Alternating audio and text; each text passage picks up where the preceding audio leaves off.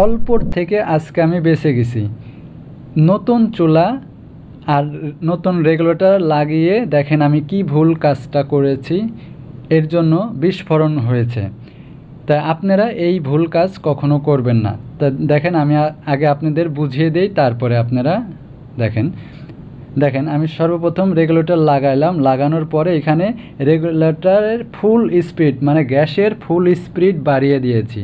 বাড়িয়ে দেওয়ার পরে দরজা জানালা বন্ধ ছিল, এই অবস্থায় আমি কি করেছি, গ্যাসের চুলা অন করছি। অন করার সঙ্গে সঙ্গে বিস্ফোরণ ঘটেছে। ঠিক আছে, আপনারা এই ভুল কখনো করবেন না। সর্বপ্রথম জানালা খুলে দিতে হবে। এই দেখেন আমি জানালা খুলে দিলাম।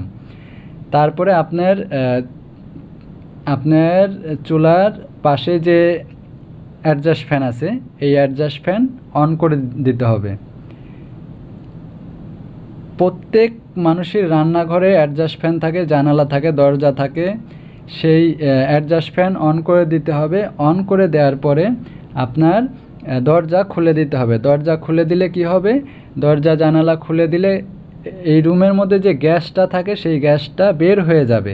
আর আমি সব কিছু বন্ধ করে দিয়ে যখন অন করছি, রুমে গ্যাস হয়ে যাওয়ার কারণে এই বিস্ফোরণটা ঘটেছে। ঠিক আছে, তারপরে খুলে দেওয়ার পরে এখন জাস্ট আমি আপনাদের দেখিয়ে দিচ্ছি যে কিভাবে এই কাজটা করবেন।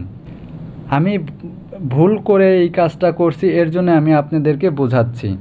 দেখেন সর্বপ্রথম এই রেগুলেটর বামে পেঁচাইলে এটা আপনার গ্যাসের প্রেশার কমবে। প্রেশার কমিয়ে দিলাম, দেওয়ার পর এখন আমি চুলা অন করে দিচ্ছি। দেখেন সুন্দরভাবে চুলা অন হচ্ছে।